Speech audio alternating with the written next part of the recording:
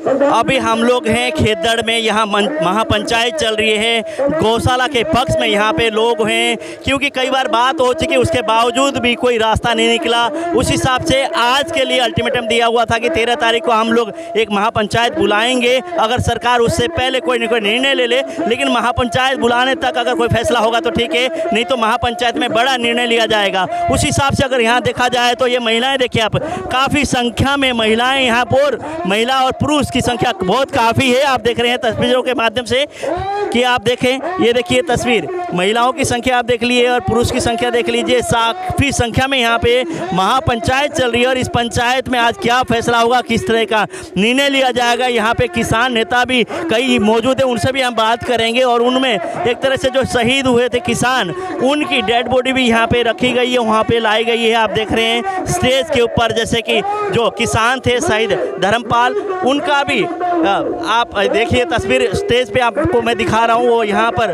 तस्वीर में आप देख रहे हैं, वहाँ पे जैसे कि डीप फ्रीज है, उसमें उनकी बॉडी यहाँ पे रखी गई है। और यहाँ पे किसान के नेता आला और जो गौशाला के समर्थन में जितने भी लोग हैं, यहाँ पे उन लोगों की अभी महापंचायत शुरू हो रही है। और इस महापंचायत के माध्यम से किस तरह का निर्णय लिया, किस तरह के फैसले लिए जाएंगे, वो आपको हम दिखाएंगे, बताएंगे। लेकिन फ़िलहाल की अगर बात करें तो स्थिति, अगर यहाँ पे महापंचायत में कोई ऐसा कदम उठाया जाएगा तो सरकार को इसमें गौर करना चाहिए, ताकि टकराव की स्थिति ना हो। और इस तरह की स्थिति से पहले सरकार को कोई ना कोई रास्ता निकाल कर और इस समस्या को हल करना चाहिए।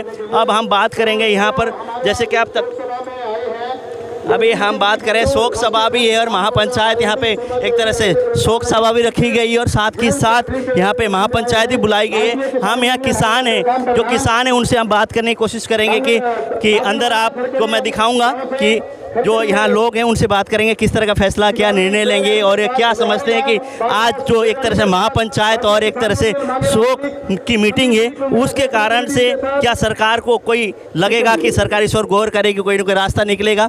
यहाँ पे किसान नेता अभी गुरनाम सिंह चडूनी भी यहाँ पर हैं और नेता भी यहाँ पर हैं। हम बात करेंगे, जानेंगे कि सर, जैसे मैं साथ हैं गुरनाम सिंह चडूनी है, किसान नेता है, आपसे बात करेंगे। सर नमस्कार। जी नमस्कार। जैसे सर, आज जैसे कि किसान धर्मपाल जी की, उनकी भी बॉडी भी यहाँ एक तरह अफसोस भी किया जा रहा है और महापंचायत भी बुलाई गई है।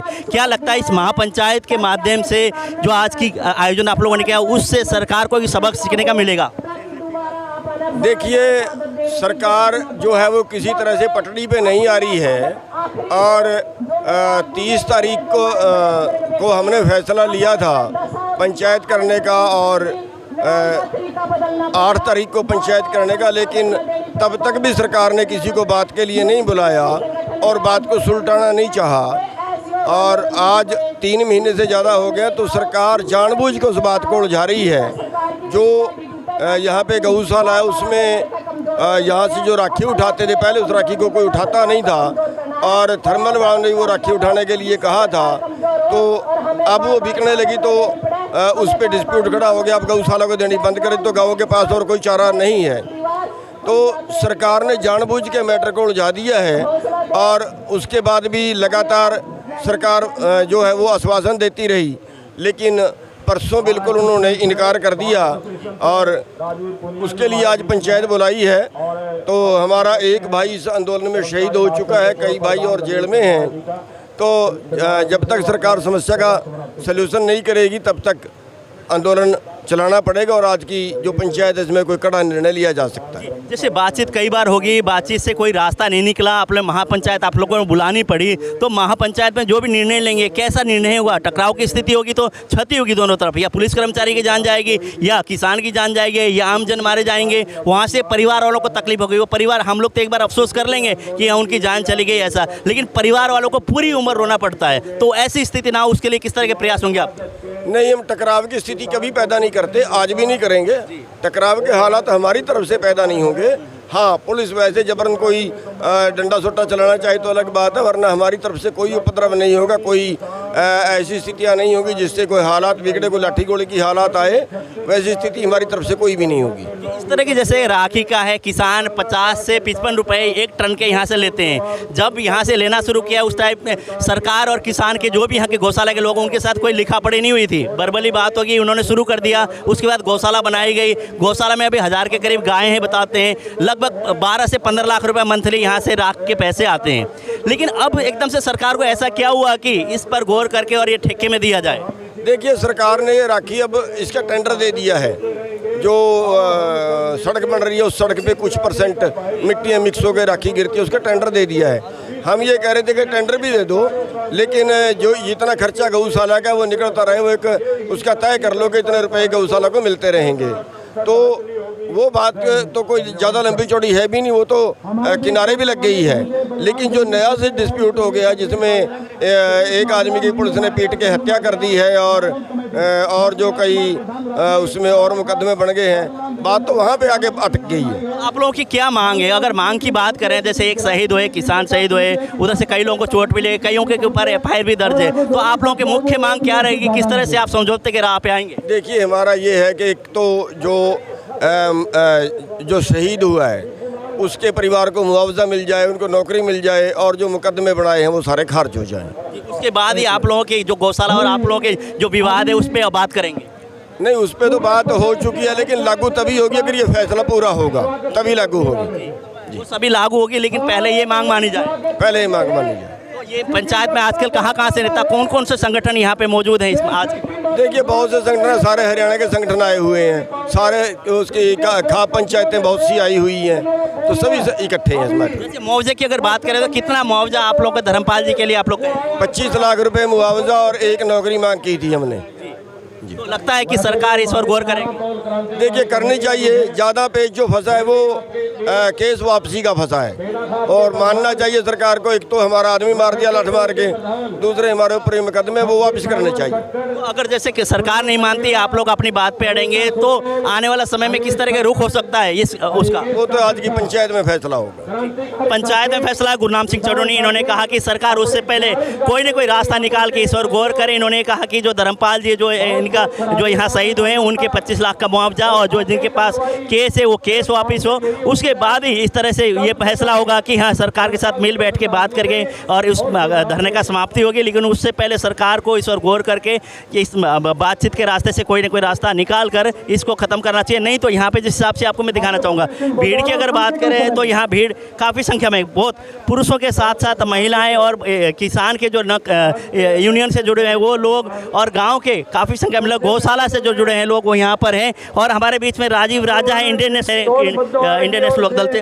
राजीव जी, आप भी एक तरह से इंडियन नेशनल लोक दल के किसान मोर्चा के अध्यक्ष हैं, आप क्या कहेंगे इस आंदोलन को लेकर और सरकार के रवैये को लेकर?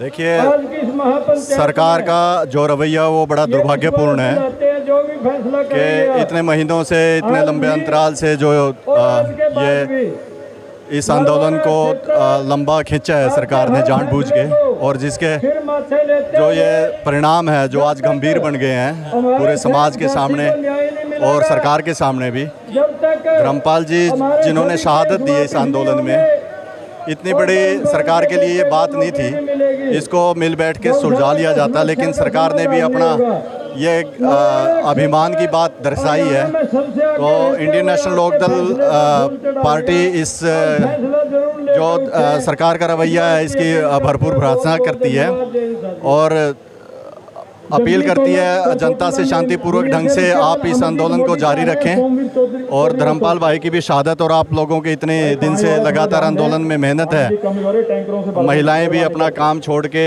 बुजुर्ग भी यहाँ पे बैठे हैं इतने दिनों से, और अब तो पूरे प्रदेश का किसान एकजुट होके इस आंदोलन में सम्मिलित हुआ है, इसका समर्थन किया है।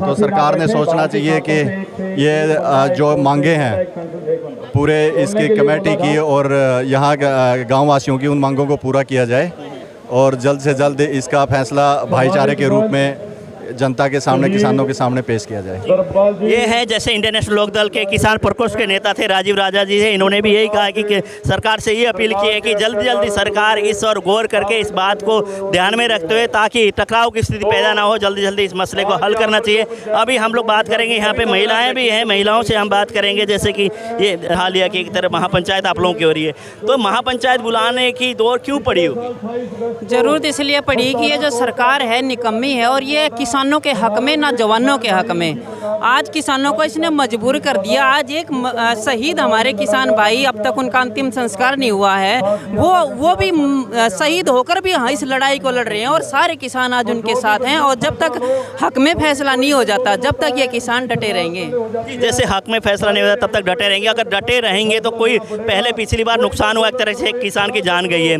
कई पुलिस कर्मचारी घायल हुए हैं, ऐसी स्थिति ना हो उसके लिए क्या होना चाहिए? किसानों के भी पहल क्या होनी चाहिए और सरकार की किस तरह की पहल होनी चाहिए? देखिए, किसान कोई आतंकवादी नहीं है, वो अपने हक की आवाज़ उठा रहे हैं यहाँ पे। और ये सरकार की नाकामी है, सरकार की तानाशाही है जो इस तरीके पे मजबूर कर देती है किसानों को। वरना कोई नहीं चाहता धरना देना, सबके अपने काम है। लेकिन आज जो जय जवान और जय किसान का जो नारा दिया है ना, ये भी मोदी सरकार ने एक जुमला बना दिया जो पहले जुमले देता आया है ना। जवान आज जुमला बना दिया और किसान भी उसने जुमला बना दिया। तो किसान तो मजबूर है यहाँ बैठने के लिए। तो इतनी गर्मी में कौन बैठना चाहेगा भाई? तो जैसे किस तरह के आंदोलन होते हैं, छोटे से आंदोलन होते हैं, उस पर ना सरकार गौर नहीं करती, उसके बाद बड़ा आंदोलन बन जाता है, बहुत सारे लोगों को संघर्ष करना पड़ता है, खेती बाड़ी सब चीज़ घर छोड़कर धरने पे पड़ना पड़ा है। ऐसी स्थिति क्यों होती है देश में? इस तरह के हालात क्यों पैदा होते हैं? मैं ये कहना चाहती हूँ कि अगर सरकार चाहे ना, एक सेकंड में फैसले ले सकती है, लेकिन वो मजे ले रही है सरकार ऊपर एसी में बैठकर किसानों के, मजदूरों के। वो आजमा रही है हर इंसान को। आज की एक अखबार में आपने हेडलाइन पढ़ी होगी कि ट्वीट करने से काम हो जाते हैं सरकार के। नितिन गडकरी ने ट्वीट किया और हाईवे खुल गया। अगर वो चाहते तो ये किसानों को क्यों दुखी कर रहे हैं? अभी किसानों को क्यों मजबूर कर रहे हैं बैठने के लिए? अगर सरकार की नीयत अच्छी हो, सोच अच्छी हो, किसानों के हक में फैसले लेने हो, किसानों को उन्नत बनाना चाहती हो, तो इस तरीके के आप वो नहीं होगे। जैसे हरियाणा की महिलाओं की बात करें तो हरियाणा की महिलाएं कभी भी धरने प्रदर्शन में नहीं जाती थी। जहां से किसान एक आंदोलन शुरू हुआ उसके बाद से महिलाएं सड़कों में आने शुरू हुई, धरने पे जाने शुरू हुई। इस तरह के हालात हरियाणा में पैदा हो रहे हैं। आप जैसे इस हालात के लिए दोषी किसको मानते हैं? सरकार को तो मानते हैं, उसके अलावा कौन कौन दोषी है इसके हालात को पैदा करने के लिए? पूरी तरीके से सरकार निकम्मी, नालायक। क्योंकि इस देश ने उन लोगों को जिम्मेदारी दी है देश को चलाने की, उनके नीयत में खोट है, वो भ्रष्टाचारी लोग हैं, उनकी नीयत साफ नहीं है, तब ये स्थिति पैदा होती है। जी, यहाँ के जनप्रतिनिधि जैसे कि अनूप जी हैं, मंत्री हैं, वो हैं, साथ में जोगीराम सिहाग जी हैं, यहाँ के सांसद है विजेंद्र सिंह जी। अगर इस धरने पे आके बातचीत करते तो आपको नहीं लगता ये मसला जल्दी हल होता?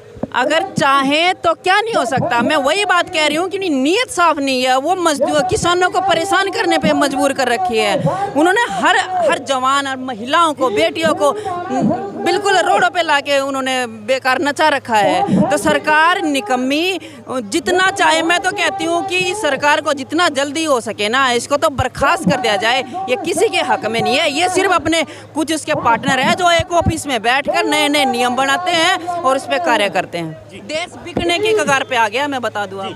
मैडम, आप भी जैसे आंदोलन में, आप किसान जैसे आंदोलन उसमें भी आपको देखते थे, आज भी आप यहाँ मौजूद हैं, क्या मानती हैं इस तरह के राहें क्यों खड़ी होती हैं? देखिए, सरकार की सरासर निकम्मापन है। जहाँ पर किसान आंदोलन की बात थी वहाँ पर भी सरकार की तानाशाही थी, लेकिन लास्ट में नतीजा वही निकला। सरकार ने माफ़ी मांग ली, लेकिन 700 से ज़्यादा किसानों ने अपनी शहादत दी। उसका क्या होगा? वही मुद्दा आज है। मुद्दा यहाँ पर राखी उठान का है। राखी उठान का मुद्दा, जब राखी उठान का मुद्दा यानी कि गौशाला चलती थी राखी के खर्चे से, तो आज फिर ये सरकार ने बिना मतलब का प्रोपगेंडा क्यों खड़ा किया? ये तो जरूरत ही नहीं थी।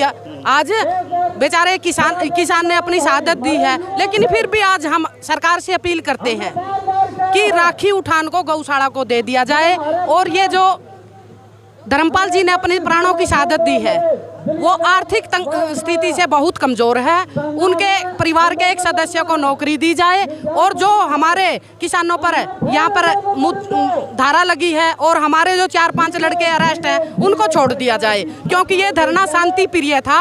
इसमें कभी कोई भी मतलब के सरकार के सामना करने की या हुड़दंगबाजी करने की कभी भी ना सोची और ना सोचेंगे। इसमें भी प्रशासन की ही मिली भगत सरकार के साथ थी, क्योंकि ये धरना शांति प्रिय था। जैसे कि मैंने पहले भी आपको बताया कि शांति प्रिय तरीके से धरना चल रहा है, सभी लोगों का यही कहना है। टकराव की स्थिति ये होती है, वहाँ पे आम लोग, आम जन की जान जाती है, पुलिस कर्मचारी घायल हो जाते हैं, लेकिन राजनेताएं और पॉलिटिकल नेताएं और किसान संगठन से जो बड़े हैं, जो नेताएं हैं, उनका वो अलग से वो रहता है। इसीलिए मैं आपसे कह रहा हूँ कि इस खबर को आप ज़्यादा से ज़्यादा शेयर करें और एक तरह से सरकार का निर्णय ये होना चाहिए कि जो इस तरह के हालात पैदा ना हो, उससे पहले कोई ना कोई रास्ता निकाल कर आपको इस पर गौर करना चाहिए।